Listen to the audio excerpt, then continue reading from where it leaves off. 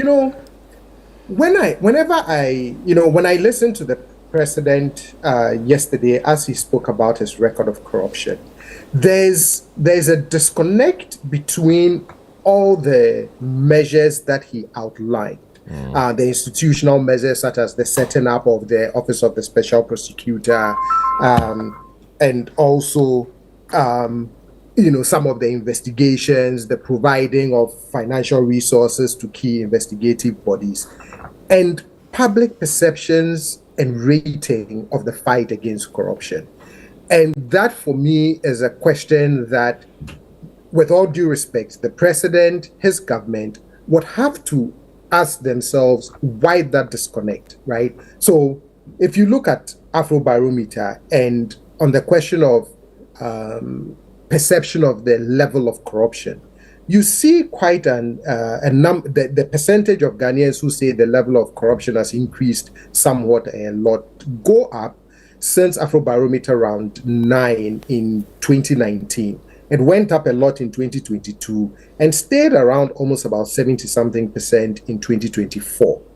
If you also look at the rating of how well the fight against corruption is going, you see a downward trend between when the president took office in 2017, when he scored well, to this year, 2024, Afrobarometer, when no more than 14% of Ghanaians rated the fight against corruption well. In my opinion, this is where the president has been hurt a lot in the fight against corruption, even as he outlined some of the efforts that his government made. The president often talked about due process. And one of the things he would always say is that not until you find yourself on the wrong side of the law, you would never appreciate due process. So presumption of innocence, the right to free trial, and all of those things.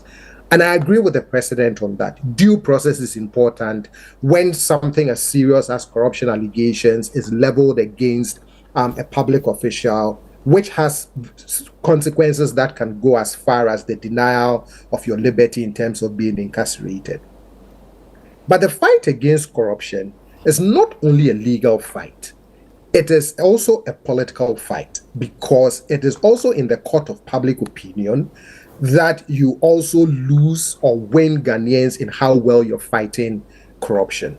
How many Ghanaians end up following the legal processes or go to courts to track corruption cases? Very few. Versus publicly, let's say if a minister resigns, if you admonish a political appointee, if you ask a political appointee to step aside so investigations are completed, if you withhold judgment on the innocence or otherwise of an appointee of your government accused of corruption until all processes are completed. All of those narratives, all of those public posturing, or how you engage the public around these issues, become critically important in gaining some political goodwill, even as you let institutions deal with accusations of corruption through the courts and in a legal manner.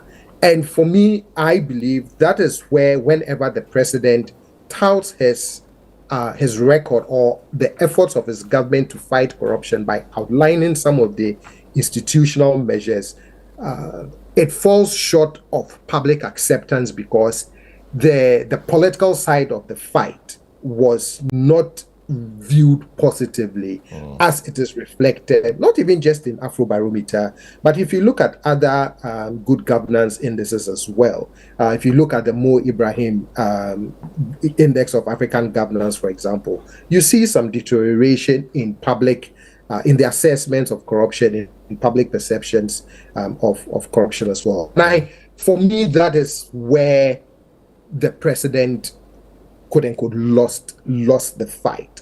Not necessarily on institutional measures, but more importantly, in how he engaged the public in demonstrating that political will to fight corruption. I see. A final one on this.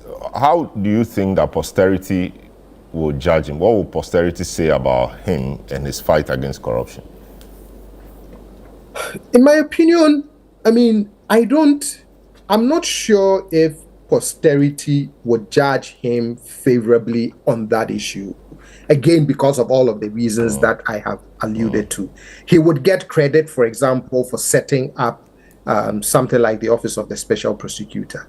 But again, you would also notice that some of his own partisans did not help in how over time we came to embrace the Office of the Special Prosecutor, because in decisions that they didn't find favorable for political reasons, some of the things that were said about the office and the current office, and the current special prosecutor sort of defeated the whole idea of championing the fact that this was an institution set up by your own government. I mean, when the Airbus ruling came out, some of the rhetoric from some of my very good friends in the MPP made me start saying, I find it surprising and as well as disappointing to think of the fact that it was touted as one of your key tools and achievements in fighting corruption, but over time is also becoming one of the institutions that some of these voices in support of the NPP ended up